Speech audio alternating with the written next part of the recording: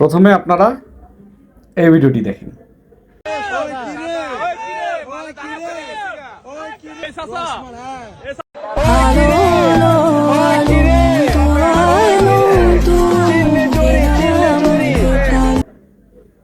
এবার এই ভিডিওটা দেখেন। প্লেটে 3টে পরোটা, আনলিমিটেড তরকারি, একটা সেদ্ধ ডিম, এক টুকরো পেঁয়াজ, একটা কাঁচা লঙ্কা, 30 টাকা। আবার এই ভিডিওটা দেখেন। এই দাঁড়াও, এই দাঁড়াও, দুধ থেকে করো দাদা ভাই, দুধ আছে।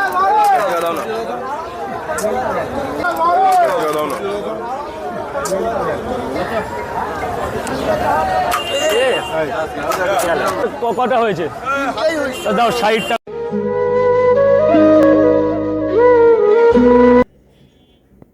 এবং এই ভিডিওটা দেখেন। ভাই আমি একটু অসুস্থ ভাই, আরে এত সাংবাদিক, এত মিডিয়া, এত ইউটিউব চ্যানেল, আমি ভাই আপনি ভাইরাল হয়েছেন কে? এই জন্যই তো করতেছেন না। আল্লাহ পাক আপনারা আমার ভাইরাল করে দিচ্ছেন ভাই, অসুস্থ ভাইরালে পাগল হয়ে গেছে ভাই আমার। ক্রেতা কম, দর্শনার্থীরা বেশি, এই জন্য তারা অন্যান্য ব্যবসায়ীরা দোকান থেকে আত্মহত্যা করতে চাইতেছে। এটার জন্য কি আমি দায়ী? এত লোক কেন আসবে কারণ বাজারে? আইসা ওনার ভিডিও করুক, কোনো সমস্যা নাই। কেনার চাইতে মানে বিক্রি করার চাইতে দেখার লোক বেশি। ব্যবসায়ীরা কি করবে? ওনাকে মারবে না ভাই। আমি আপনি আমার মাফ করে দেন ভাই, ব্যবসায়ী আমার আপনি আমার মাফ করে দেন। আপনি আত্মহত্যা করেন না, না গলা ছুরি ভাই। এটার জন্য আমি ভিডিওটা আমি কষ্ট ভাই, আমার 13 লক্ষ টাকার মাল ভাই, কষ্ট ভাই, আমি বিক্রি করতে পারছি। ওনার ঘরে খাবার নাই, মানে ভালো করে। বর্তমান যুগে যে সব কন্টেন্ট ক্রিয়েটর তৈরি হয়েছে আমাদের, এদের মেধা কিংবা ক্রিয়েটিভিটি, সৃজনশীলতা কিচ্ছু নেই। কোথায় কে কীভাবে তরমুজ বেচলো, কেউ পরোটা বেচলো, আবার চিতই পিঠা তৈরি হচ্ছে কিভাবে, এসব নিয়ে ব্লগ করে। এটা নিয়ে সমস্যা নেই, কিন্তু সমস্যা এমন একটা জায়গায় যে এই যে মানুষগুলো তরমুজ বিক্রি করছে কিরে কিরে বলে, দর্শককে আকর্ষণ করছে, ক্রেতাকে আকর্ষণ করছে, অথবা কলকাতার এক ছেলে রাজু নাম পরোটা বিক্রি করে। পরোটা বিক্রি করা তো নতুন কিছু না, এবং তারা যেভাবে হাঁকিয়ে ডাকিয়ে বিক্রি করে এই বিষয়টা নতুন কিছু না। কিন্তু এই আমাদের ইউটিউবারদের কারণে, যারা তাদেরকে আশ্রয় করে টাকা পয়সা ইনকাম করে, তারা তাদেরকে বিপাকে ফেলে দেয়। অনেক দিন আগে কাঁচা বাদাম নামের একটা গান ভাইরাল হয়েছিল। সেই লোকটি শেষ পর্যন্ত আর সুখী হতে পারেনি তার সেই গান গেয়ে। আমাদের ইউটিউবাররা আজকাল এমন কাজ করে যে তারা তাদের অবস্থানে ভালো আছে, সে তরমুজ বিক্রি করছে, তার অবস্থানে সে সুখে আছে, কিন্তু তার কোনো ঝামেলা নাই, তার জীবনযাপন যেমন চলছে সে তেমন জীবনযাপনই করছে। যে পরোটা বিক্রি করছে সে পরোটাই বিক্রি করছে, তার জীবনে সে ভালো আছে।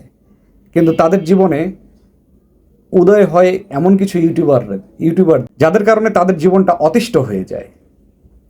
তারা নতুন করে স্বপ্ন দেখা শুরু করে, তারা ভাইরাল হয়, তাদেরকে নিয়ে গান হয়, তাদেরকে নিয়ে কন্টেন্ট হয়, তাদেরকে নিয়ে পডকাস্ট হয়, তাদেরকে নিয়ে কি বলে বিভিন্ন রকম আলাপ আলোচনা, ইন্টারভিউ হয়। কিন্তু তারপরে কি হয় খেয়াল কি রেখেছেন আপনারা? তারা যখন এই স্বপ্নগুলো দেখা শুরু করে যে সে একজন বিশাল ব্যক্তিত্ব, তার স্বপ্নটা আরও উঁচু হয়, সে আর ওই জীবনে ফিরে যেতে তার কষ্ট হয়, তার ব্যবসায় ভাটা পড়ে। এর দায় কে নেবে? আমাদের এই সব ইউটিউবাররা।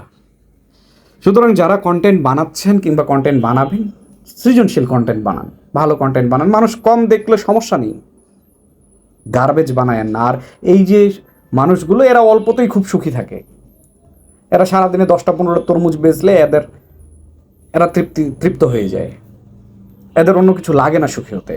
কিন্তু মাঝখানে আপনারা এসে এমন আশা জাগান তাদের ভিতরে, তারা আর তাদের সেই পুরনো জরাজীর্ণ সংকীর্ণ জীবনে ফিরে যেতে পারে না, কষ্ট হয় তাদের। আশা করি ব্যাপারটা বোঝাতে পেরেছি। সবাই খুব ভালো থাকবেন, ভালো কন্টেন্ট দেখুন।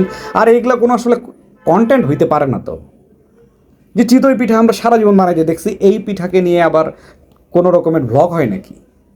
একজন মানুষ পরোটা বিক্রি করছে, অবশ্যই এর দায় আমাদের, আমরাই দেখি, এগুলোরই লাখ লাখ ভিউ হয়, মিলিয়ন মিলিয়ন ভিউ হয়।